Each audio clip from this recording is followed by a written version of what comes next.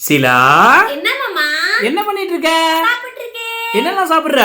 பூசணிக்காய் பொரியல், ரசம், முள்ளங்கி சாம்பார், நாட்டுக்கோழி முட்டை இருக்குல்ல அதுல போட்ட ஆம்லேட். அப்படியா? சரி, பூசணிக்காய் பொரியல் அன்னைக்கு வச்சல்ல, ஆமா. டேஸ்ட் வேற லெவல்ல இருந்துச்சு. மஞ்சள் பூசணிக்காய் இருக்குல்ல, ஆமா, ரொம்ப மஞ்சள் மஞ்சள் இருக்கணும். அது இனிப்பா இருக்கும். அதை வாங்கி வரமிளகா, கடலைப்பருப்பு இதெல்லாம் போட்டு தாளிச்சு செஞ்சு சாப்பிட்டோம்னா டேஸ்டா இருக்கும். தெரியுமா அது?